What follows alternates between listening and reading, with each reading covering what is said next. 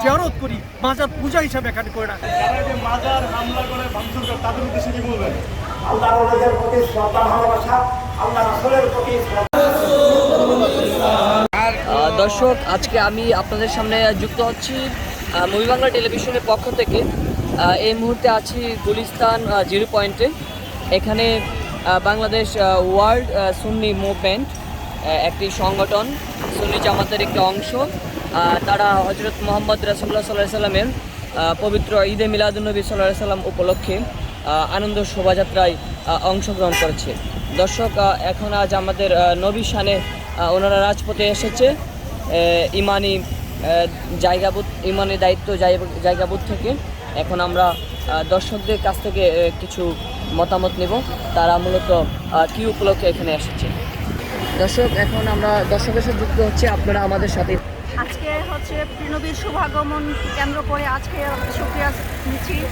আমরা প্রিয়নবীর পৃথিবীর শুভাগমনের মধ্য দিয়ে সকল অশুভ শক্তির পরাজয় হয়েছে এবং প্রিয়নবীর সেই শুভাগমের অসীম শুকরিয়া এবং সালাতু সালামের লক্ষ্যে আজকে আমাদের এই আনন্দ জুলুস। এবং এই আনন্দ জুলুসের মাধ্যমে সবাইকে একটা বার্তা আমরা দিতে চাই, প্রিয়নবীর সকল মানব জাতির জন্য মুক্তির বার্তা নিয়ে এসেছিলেন। সেখানে সমগ্র মানব জাতি মুক্তি পেয়েছিল, সকল অশুভ শক্তির পরাজয় হয়েছিল, স্বাধীনতার অর্জন হয়েছিল সব দিক থেকে। প্রিয়নবী শুধুমাত্র মুসলিম জাতিকে কেন্দ্র করে পৃথিবীতে শুভাগমন করেন, প্রিয়নবীর শুভাগমন ছিল সমগ্র মানব মণ্ডলীর মানবতার উৎস, সকল কিছুকে কেন্দ্র করে। আর আজকের এই আমাদের আনন্দ জুলুস হচ্ছে সমগ্র মানব মণ্ডলীর মুক্তির লক্ষ্যে প্রিয়নবী একমাত্র উসিলা। এবং আজকের এই আনন্দ জুলুসে আমাদের প্রিয়নবী হচ্ছে সেই সকল ঈদের মূল ঈদের যে আনন্দ, সেই ঈদে আজম আজকে হচ্ছে আমাদের সেই ঈদে আজমের আনন্দ। ওয়ার্ল্ড সুন্নি মুভমেন্ট বাংলাদেশ মূলত এই সংগঠনটা কি? এটা কি রাজনৈতিক নাকি অরাজনৈতিক কোনো সংগঠন, সামাজিক? ওয়ার্ল্ড সুন্নি মুভমেন্ট হচ্ছে সমগ্র মুসলিম জাতিকে নিয়ে, যেখানে যারা প্রিয়নবীকে কেন্দ্র করে নিজের জীবনকে লালন করে, আল্লাহ রাসূলকে কেন্দ্র করে নিজের জীবনকে অতিবাহিত করে। এই বৃষ্টি ভেজা দিনেও আমরা এই মুহূর্তে দর্শকের সাক্ষাৎকার নিচ্ছি। লক্ষ্য কিন্তু এটাই, আপনারা জানেন যে প্রিয়নবীর শুভাগমন মূলত সব মানুষের জন্য ইনসানিয়াত, এবং যারা প্রিয়নবীকে আত্মার দিক থেকে এবং জীবনের দিক থেকে শতভাগ উৎসর্গিত হয়ে প্রিয়নবীর জন্য আত্ম উৎসর্গ করবে, প্রিয়নবীর হয়ে যাবে, কলেমার হয়ে যাবে, তাদের জন্য ইমানিয়াত। তাহলে ঈদে আজম 12 রবিউল আউয়ালের যে মূল শিক্ষাটা, মূল দিশাটা হচ্ছে যে আমি প্রিয়নবীর হয়ে যাব, ইমানিয়াত। আর সব মানুষের জন্য আপনি জানেন যে প্রিয়নবীর শুভাগমন করার পূর্ব মুহূর্তের যে পৃথিবীর যে পরিস্থিতি ছিল, আয়ামে জাহিলিয়াত যাকে বলা হয়, গোত্রের ভিত্তিতে বিভাজন, হানাহানি, কাটাকাটি, মারামারি, খুন গুম, রক্তপাত, এ থেকে মানুষ যে স্বাভাবিক জীবনযাত্রায় ফিরে এসেছে ইনসানিয়াতের মাধ্যমে। প্রিয়নবীর শুভাগমনটা, ঈদে আজমটা মূলত বিশ্ব মানব মণ্ডলীর জন্য ইনসানিয়াত, এবং যারা প্রিয়নবীকে গ্রহণ করেছে তাদের জন্য ইমানিয়াত। এই ইমানিয়াত ও ইনসানিয়াতের যে সুরক্ষার জন্য যে আমরা যে দায়িত্ব বিশ্বব্যাপী, এবং এই কর্মসূচিগুলোর মাধ্যমে তা প্রতিমান হয়। মাজার ভাঙচুরের বিষয়ে কি কথা বলবো? যে যার যার মতো তার ধর্ম আকিদা বিশ্বাস নিয়ে এগিয়ে যাবে, এটি আমরা বিশ্বাস করি।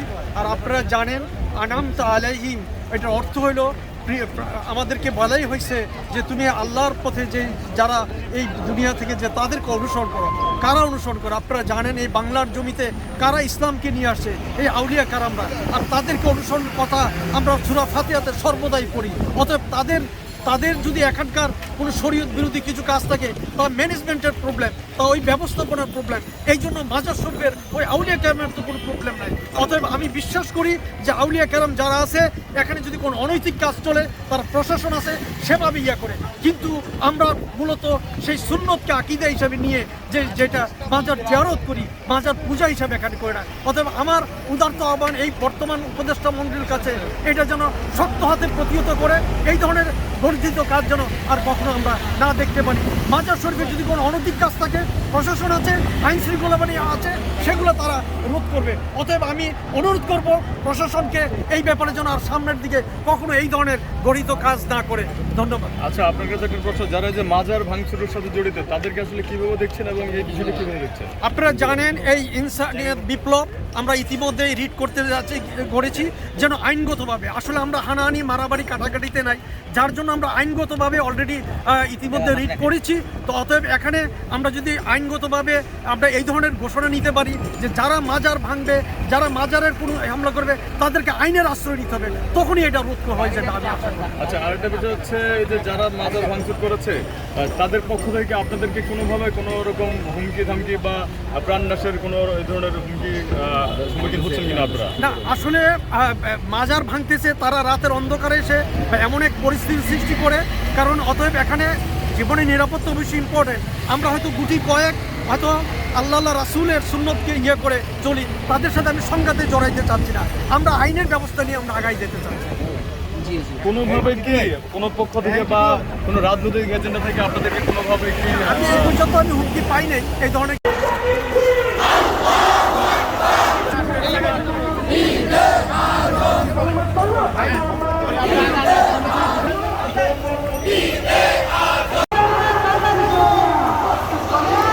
নিয়ম পালন করে সত্য সুবিধা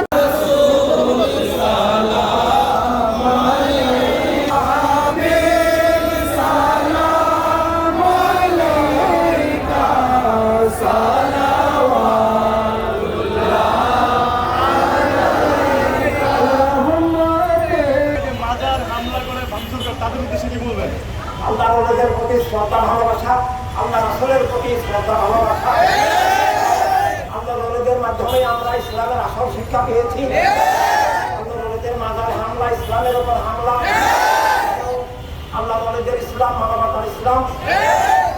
এভাবে আল্লাহ রসুলের বিশ্বাস ভালোবাসা শ্রদ্ধার উপর আঘাত করা, এটা ইসলামের উপর আঘাত। কেউ যদি মাজার জিয়ারত পছন্দ না করেন, অন্য কোনো ধর্মের পথের আদর্শ পছন্দ না করেন, তিনি আক্রমণ করতে পারেন না, হামলা করতে পারেন না, জ্ঞানের মাধ্যমে তার মত তুলে ধরতে পারেন। আল্লাহ তাআলা মূর্তিকেও হামলা করতে, ভাঙতে, অন্য ধর্মের উপর আঘাত করতে, অন্য ধর্মের প্রবর্তক ঈশ্বর ভগবানকেও গালি দিতে নিষেধ করেছেন। যারা মাজার ভাঙে তারা ইসলামের শিক্ষার বিপরীত, ইসলামের আদর্শের বিপরীত। এটা ইসলাম নয়। খুন, জুলুম, অবিচার, দাঙ্গা হাঙ্গামা, হত্যা, ফাসাদ, এটা ইসলাম বিরোধী অন্যায়, অপরাধ, ইসলাম বিরোধী পাপাচার।